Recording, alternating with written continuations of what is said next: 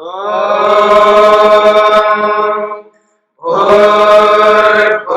स्वः तत्सवितुर्वरेण्यं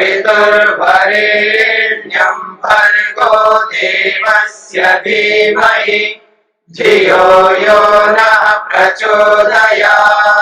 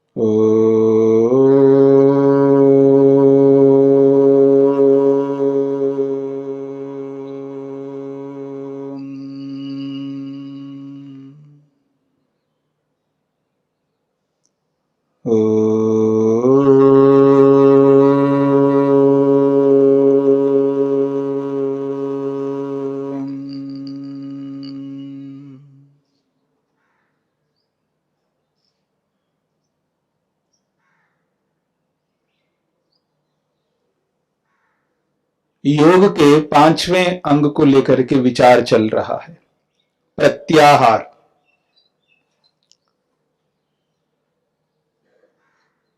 प्रत्याहार की सिद्धि में महर्षि पतंजलि कहते हैं,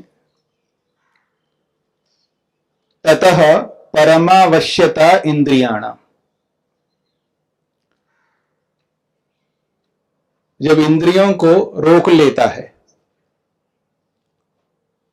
मनोनियंत्रण करके इंद्रियों को अपने वशीभूत करता है, अपने अनुकूल बनाता है, तब परमावश्यता, इंद्रियों की उत्कृष्ट स्वाधीनत्व होता है। इंद्रियां योगी के, योगाभ्यासी के अधीन रहती है, योगी के नियंत्रण में रहती है। जैसे कोई किसी को देखना चाहता है तो देख लेता है, और कोई देखना नहीं चाहता है तो नहीं देखता है। एक सामान्य स्थिति है, हमारी मर्जी है, देखना चाहे तो देख लेते हैं, नहीं देखना चाहे तो नहीं देखते हैं। पर हर जगह, हर परिस्थिति में, हर विषय में हम ऐसा नहीं करते। जहां देखना नहीं चाहिए वहां देखने की इच्छा होती अंदर से, जहां बोलना नहीं चाहिए वहां बोलने की इच्छा होती अंदर से। चाहता है अंदर से बोलना, चाहता है अंदर से देखना। 10 इंद्रियों के विषय में ऐसा ही होता है।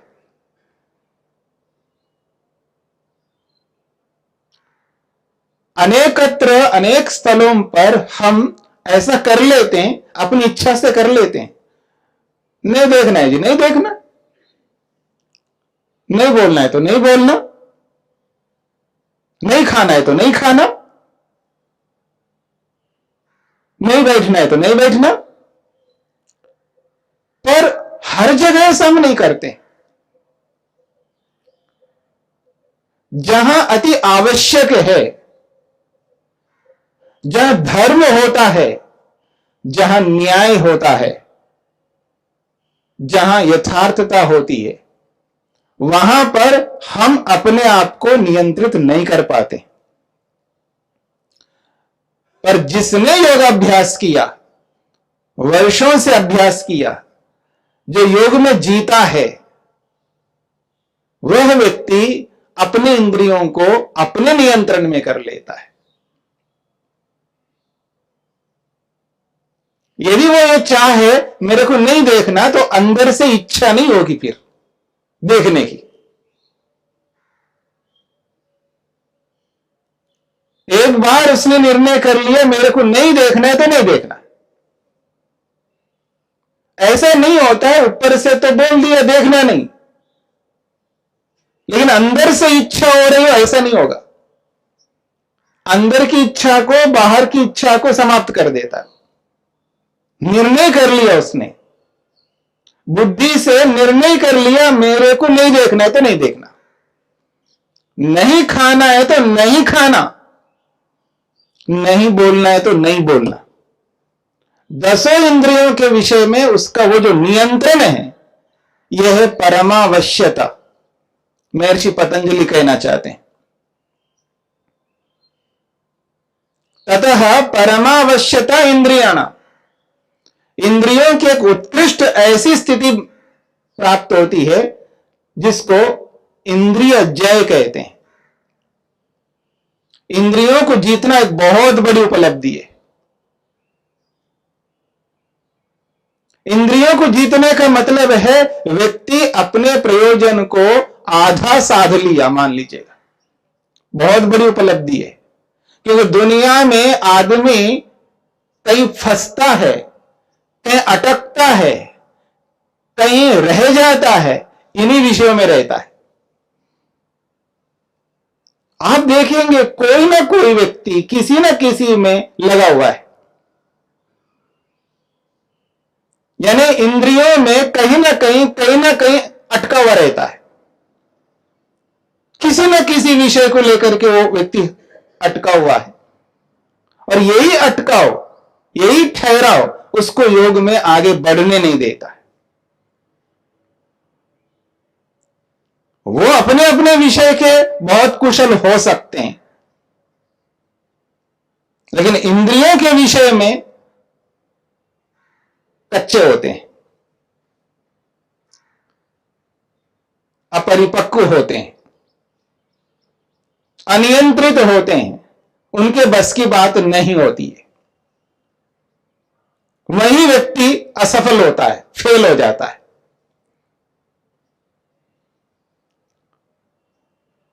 क्योंकि परीक्षा हर समय नहीं होती है, याद रखना। आदमी को हर समय गुस्सा नहीं आता। हर समय गुस्सा आने लगे तो उसको मेंटल हॉस्पिटल में रखना पड़ेगा, किसी और जगह रखना पड़ेगा उसको। हर समय नहीं आता, आता है कभी कभी, परिस्थिति विशेष में, काल विशेष में, घटना विशेष में। तब उस गुस्से को व्यक्ति जब रोक लेता है, नियंत्रित कर लेता है, अपने आप खोता नहीं, अपने आप को नहीं खोता, नियंत्रित रहता है, जोश में नहीं आता है, होश में रहता है, तब जाकर के व्यक्ति नियंत्रित माना जाता है। तब उसका नियंत्रण है उस पर। अपने आप पर नियंत्रण होना बहुत बड़ी बात है। अपनी इंद्रियों को अपने वश में रखना बहुत बड़ी बात है। इसलिए महर्षि पतंजलि कहना चाहते हैं, ततः परमावश्यता इंद्रियाणाम, इंद्रियों की जो परम वश्यता है, वशीकरण है, बहुत बड़ा नियंत्रण है इंद्रियों पर। महर्षि स्वामी दयानंद सरस्वती जी लिखते हैं इस सूत्र की व्याख्या करते हुए ऋग्वेदादि भाष्य भूमिका में, इंद्रियाणाम परमावश्यता यथावत विजयो जायते। परमावश्यता का मतलब क्या है? कहते हैं यथावत विजयो जायते, इंद्रियों पर जीत मिलती है, इंद्रियों को जीत लेता है व्यक्ति, विजय उसके हाथ में है, इंद्रियों को व्यक्ति जीत लेता है। ऐसा बहुत बड़ा जंग जीत लेता हो व्यक्ति है, वास्तव में बहुत बड़ा जंग है। युद्ध दो प्रकार से होता है, एक बाहर से युद्ध होता है, एक अंदर से युद्ध होता है। किसी न किसी रीति से बाहर के युद्ध को रोकना हो जाता है, रोक लेता है। मुश्किल होता है, मैं आपसे लड़ने लगूं तो कोई देखेगा मेरे को तो उसको देख करके लज्जा आती है, शर्म आती है, और कोई ना कोई ऐसा कारण आ जाता है, नहीं बाबा मैं नहीं लड़ूंगा इससे, अब सब देख रहे मेरे को, अब नहीं लड़ सकता, रोक लेता है बाहर से आदमी। किसी न किसी कारण से अपने आप को नियंत्रित करता है, बाह्य कारणों से, कोई ना कोई कारण हो सकता है। बाहर के युद्ध को रोकना सरल है, लेकिन अंदर के युद्ध को रोकना सरल नहीं होता है, क्योंकि बाहर का कोई नहीं देख रहा होता है, बाहर की कोई दृष्टि नहीं होती उस पर, पता ही नहीं लगता बाहर के लोगों को, किसी को नहीं पता लगता है। आप कितने ही कुशल हो, एक्सपर्ट हो इस विषय में, पर मेरे अंदर क्या चल रहा है आपको नहीं पता लगेगा। मोटा सबको पता लगता ही है, जो जिसका विषय होता है उसको बहुत कुछ पता लगता है, लेकिन सब कुछ नहीं पता लग सकता, बहुत मुश्किल है। इसलिए दुनिया में अगर किसी आदमी को पहचानना हो, असंभव है, संभव नहीं है। 100% किसी आदमी को जान ले अंदर से, संभव ही नहीं है। हां, भगवान के लिए तो सब कुछ संभव है, क्योंकि हम एक दूसरे को छुपा करके रख सकते हैं, पर भगवान से तो छुपा करके रख ही नहीं सकते। उनके सामने तो नंगे हम, बिल्कुल नंगे, कुछ भी नहीं छुपा सकते हम लोग। पर ईश्वर के सामने व्यक्ति इतना नहीं डरता, जितना डर आदमी से, मनुष्य से व्यक्ति डरता है, उतना डर और किसी से नहीं डरता।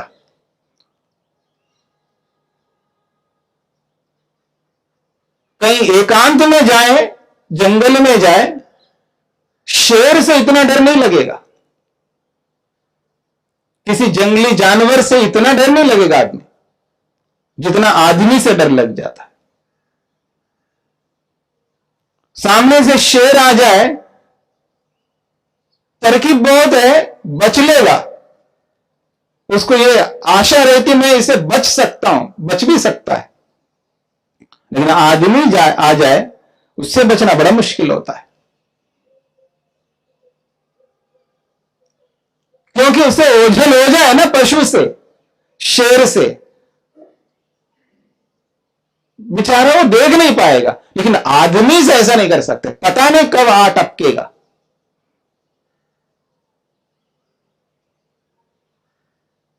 पता नहीं चलता कब उसका मन परिवर्तित हो जाए। तो वो बुद्धि लगाता है, बुद्धि का प्रयोग करता है, वैसा प्रयोग जैसा मनुष्य करता है वैसा पशु नहीं करता। आदमी से सबसे ज्यादा व्यक्ति डरता है, इसलिए आदमी के सामने बचता रहता है व्यक्ति, लेकिन भगवान से इतना डर नहीं लगता व्यक्ति को, इसलिए खुल्लम खुल्ला कुछ कर सकता है वो, एकांत में, अकेले में कुछ भी कर सकता है, कोई देख नहीं रहा है। लेकिन जो इंद्रियों को जीत लेता है, जो इंद्रिय जित बनता है, देखिएगा कितना मेहनत उसको करना पड़ता होगा। यानी उसको बाहर से भी रोकना है और अंदर से भी रोकना है। और इंद्रिय जित तभी वो व्यक्ति बन सकता है जो ईश्वर को सामने रखता है। सदा ईश्वर को जो सामने रखता है वो व्यक्ति निश्चित रूप से इंद्रिय जित बन सकता है।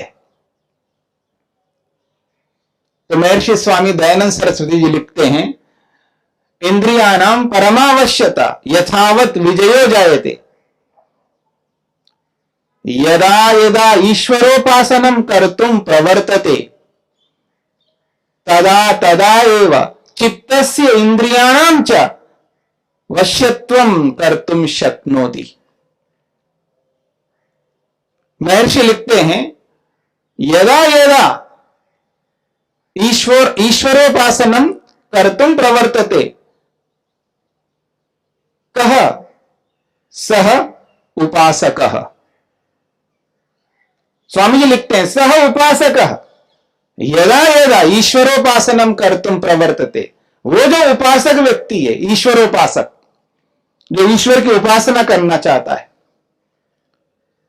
अंदर से ईश्वर की भक्ति करना चाहता है, तो दिखावा के लिए, दिखाने के लिए नहीं करता।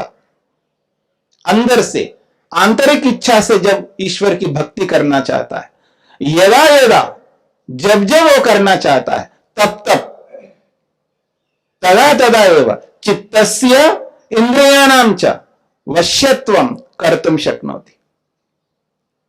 वो अपनी इंद्रियों को, अपने मन को अपने वश में कर लेता है। जब जब भगवान की भक्ति करना चाहता है, तब तब 10 इंद्रियों को अपने वश में कर लेता है, मन को अपने वश में कर लेता है।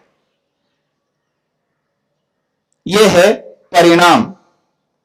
प्रत्याहार का जो परिणाम है, उसकी जो परिणति है, वो ये है, जब जब भगवान की भक्ति करने के लिए वो बैठता है,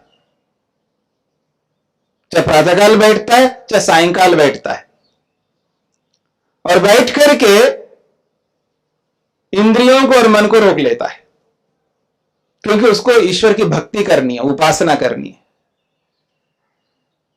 अब क्यों हिलेगा वो, क्यों डुलेगा, क्यों खुजलेगा, क्यों खांसेगा?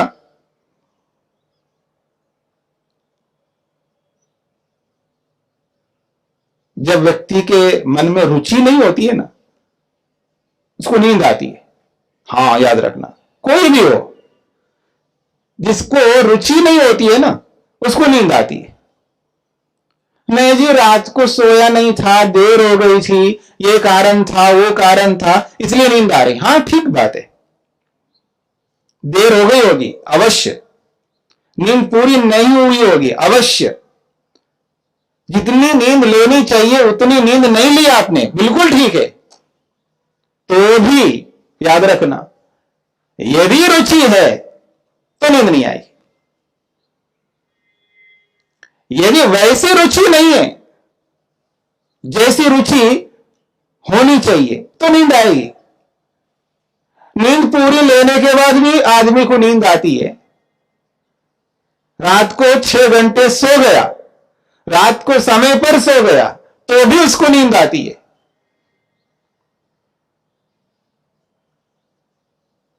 और जो 6 घंटे नहीं सोया हो, 2-3 घंटे ही सोया हो, उसको तो आना ही है नींद। लेकिन रुचि हो जाए ना, रुचि, इतना आकर्षण हो जाए उसके अंदर, इतना लगाव हो जाए उसके अंदर, इतनी श्रद्धा हो जाए उसके अंदर, फिर नींद नहीं आ सकती। वो रोक लेगा, उस नींद को रोक लेगा। आदमी किसी सीरियल के सामने बैठता हो, इच्छा से नींद आती है उसको। किसी पिक्चर के सामने इच्छा से बैठ जाए तो उसको नींद आती है क्या? नहीं आती है। क्यों नहीं आती है? रुचि है, लगाव है, आकर्षण है, वो चाहता है, अंदर से, दिल से चाहता है, दिल से चाहता है व्यक्ति, तो क्यों आएगी नींद? नहीं आ सकती। मनोविज्ञान कहता है यदि उसकी नींद पूरी नहीं हुई है लेकिन रुचि है तो नींद नहीं आएगी। और मनोविज्ञान यह भी कहता है यदि उसकी नींद पूरी भी हो गई हो और फिर भी उसको नींद आ रही है तो समझ लेना कि इसकी रुचि नहीं है। और बोले नहीं जी, मैं रुचि से बैठा हूं, मैं सुनना चाहता हूं। बिल्कुल बैठते हो, बैठे आप, चाहते हो आप, फिर क्यों आ रही है नींद? क्योंकि वैसी रुचि नहीं है। रुचि के बिना क्यों बैठेगा आदमी? बैठा है, रुचि है, लेकिन कैसी रुचि होनी चाहिए? जैसी रुचि होनी चाहिए वैसी रुचि है ही नहीं है। उपासना में बैठ करके, भक्ति में बैठ करके, संध्या में बैठ करके आदमी को क्यों नींद आती है? आती है, व्यक्ति घूमता रहता है बीच बीच में। क्यों आती है? क्योंकि वैसी रुचि नहीं है।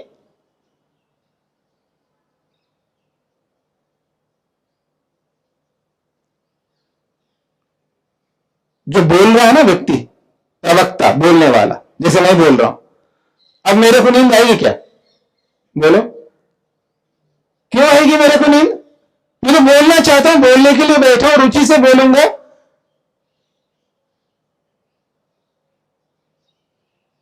लेकिन सुनने वालों में से किसी ना किसी को आएगी नींद, जिसको रुचि नहीं है।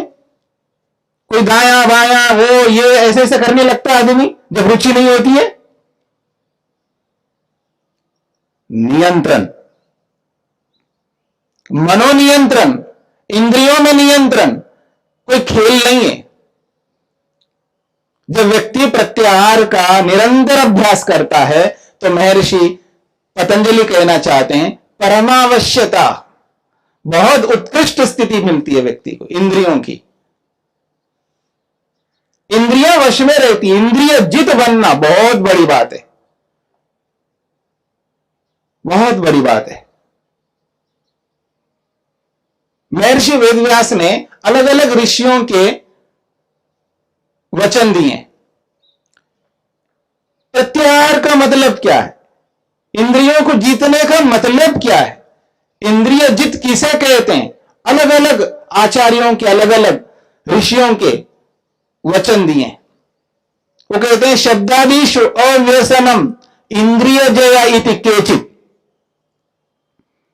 इंद्रिय जय का मतलब क्या है, महर्षि वेदव्यास कहते हैं मैं जो मानता हूं तो मानता हूं, लेकिन दूसरे ऋषि लोग क्या मानते हैं, उनका क्या कथन है। वो कहते हैं केचित, कुछ ऐसे आचार्य, कुछ ऐसे ऋषि महापुरुष क्या कहते हैं, शब्दादिषु अव्यसनम इंद्रिय जय, रूप रस गंध स्पर्श और शब्द, पांचों विषयों में और पांचों कर्मेंद्रियों में, हां केवल पांचों ज्ञानेंद्रियों में नहीं, पांचों ज्ञानेंद्रियों और पांचों कर्मेंद्रियों में अव्यसनम, उनमें व्यसन न होना, इंद्रिय जया, इंद्रिय जय कहलाता है। इति केचित, ऐसा कुछ आचार्य मानते। व्यसन दुनिया में बहुत प्रचलित है, व्यसन शब्द, ये व्यसन ही है, किसका, इसका उसका, पता नहीं किस किस का व्यसन है उसको। और व्यसन जो है आदमी को वहां तक नहीं पहुंचा नहीं सकता जहां तक व्यक्ति पहुंचना चाहता है, और बहुत अत्यंत हानिकारक है व्यसन, किसी भी विषय में हो, अच्छे विषय में हो या बुरे विषय में हो, व्यसन बहुत हानिकारक है, डुबा देगा ये व्यसन। आखिर ये व्यसन का मतलब क्या है, व्यसन को व्यसन क्यों कहते हैं, इसका भी अर्थ बता दिया ऋषि ने। सक्तिर्व्यसनम, महर्षि वेदव्यास कहते हैं सक्तिर्व्यसनम, आसक्त होना व्यसन है, किसी भी विषय में आसक्त होना व्यसन है। और आसक्ति तो पूछो मत, हर व्यक्ति में किसी न किसी विषय में, किसी न किसी विषय में आसक्ति है, ऐसी लत है व्यक्ति के जीवन में किसी न किसी विषय में, बहुत जबरदस्त। किसी को खाने में है, किसी को मीठे में है, मीठा खाने में आसक्ति बहुत है, किसी को नमकीन में आसक्ति ज्यादा है, किसी को चाय में है, किसी को कॉफी में है, किसी को पढ़ने में है। मोटी मोटी किताबें जो है ना वो एक दिन में पढ़ जाता, एक ही दिन में रात भर बैठ करके पढ़ेगा। बहुत सारे ऐसे लोग हैं मोटी मोटी नॉवल, बहुत मोटी मोटी, हम तो इतनी पतली सी पुस्तक नहीं पढ़ सकते, मोटी नॉवल वो व्यक्ति एक दिन में पढ़ डालता, एक ही दिन में पढ़ता रहता, पढ़ता रहता, पढ़ता ही रहता आदमी। पढ़ना बुरी बात नहीं है, लेकिन व्यसन है, कर्तव्य कर्मों को छोड़ करके ऐसा करता आदमी। और जो कर्तव्य, न व्यायाम करता है, न जल्दी उठता है, न समय पर खाता है, उसके पीछे पड़ना पड़ता है, खाओ खाओ खाओ खाओ, नहीं खाता, पड़ा हुआ लगा हुआ, व्यसन है। ये जो व्यसन है, व्यसन का मतलब ये होता है और कर्तव्यों को त्याग करना और किसी एक में लगे रहना। मेरी बात समझ रहे हैं? और जो कर्तव्य है उनको तो त्याग कर देना और किसी एक में लगे रहना, उसी में पड़े रहना, उसके साथ ऐसा चिपका रहता आदमी, छूट नहीं सकता। लत एक ऐसी चीज है, बहुत मुश्किल है। जीवन बर्बाद होता है, याद रखना, किसी भी लत से। बर्बाद का मतलब है वो अपने लक्ष्य से भटक जाता है आदमी, बहुत मुश्किल है। ये क्यों? इंद्रिय जय नहीं है जीवन में, इंद्रिय पर नियंत्रण नहीं है जीवन में। यह प्रत्याहार से हो सकता है, योग को जीवन में धारण करने से हो सकता है। इसलिए वो कहते हैं शक्तिर व्यसनम। व्यसन किसको कहते हैं? आसक्त होना। क्यों बुरी चीज है ये व्यसन? क्यों हानिकारक है ये व्यसन? महर्षि वेदव्यास कहते हैं व्यस्यति एनम श्रेयसः। बहुत बड़ी बात कही है। इस आदमी को श्रेयस से, कल्याण से, मंगल से, भद्र से व्यस्यति दूर कर देता है। इतना दूर कर देता है जैसे पर्वत के चोटी पर हो कोई आदमी और वहां से लुढ़का दिया आदमी को तो तलेड़ी में गिर जाएगा। व्यस्यति एनम श्रेयसः, कल्याण से बहुत दूर कर देता है यह व्यसन। इतना दूर कर देता है पूछो मत, बहुत मुश्किल है। आदमी किसी न किसी रूप में, किसी न किसी रूप में उसमें लगा रहता, लगा ही रहता। किसी को चाय नहीं मिले ना, चाय पीने वाले को परेशान होता रहता, सिर दर्द होने लगता है। कॉफी नहीं मिले, सिर दर्द होने लगता है, बहुत परेशान होता है व्यक्ति। व्यसन है।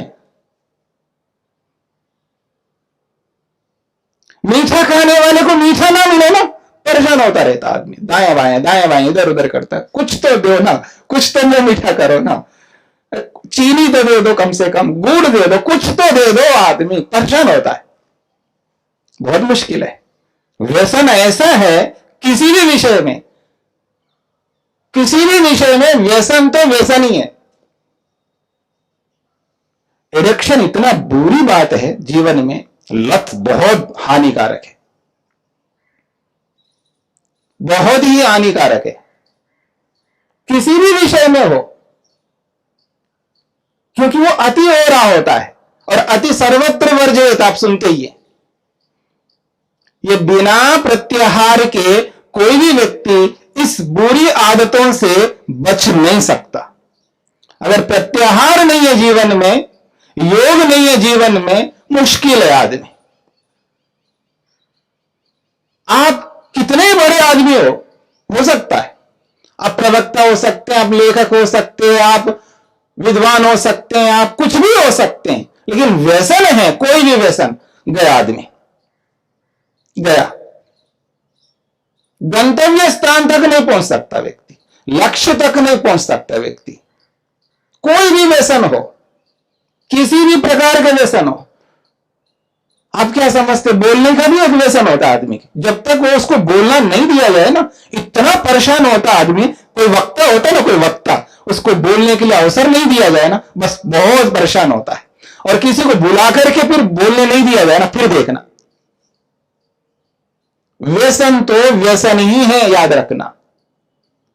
अगर कोई वक्ता हो और उसको बुलाया जाए, इनवाइट किया जाए बोलने के लिए, दूर से बुलाया जाए, फिर उसको नहीं दिया जाए समय, फिर देखना, बहुत बुरी बात है व्यसन। आदमी तिल मिलाता है, परेशान होता है, दिमाग खराब कर लेता है आदमी, दिमाग खराब कर लेता है। व्यसन तो व्यसन है। बोलना तो बहुत अच्छी बात है, प्रवचन करना, भाषण देना, किसी के लिए कुछ कुछ अच्छा कहना,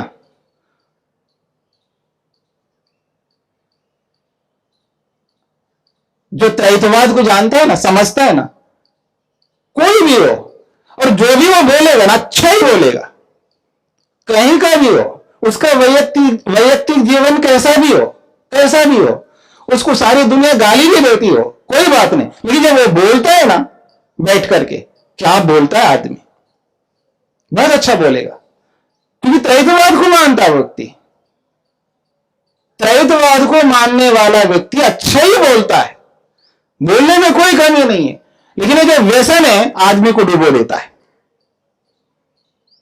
किसी भी विषय में व्यसन है, व्यसन का मतलब ही है बुरी आदत।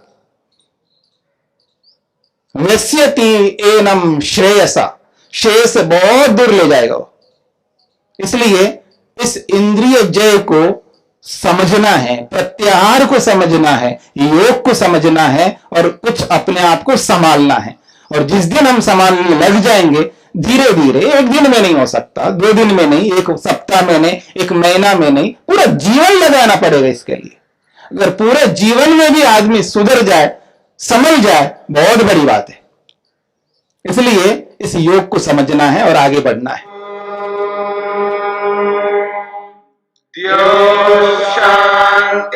शांतिरंतरिक्षं शांति पृथिवी शांतिरापः शांतिरोषधयः शांति वनस्पतयः शांतिर्विश्वे देवाः शांतिर्ब्रह्म शांति सर्वं शांति शांतिरेव शांति क्षमा शांतिरेधि। ओम शांति शांति शांति।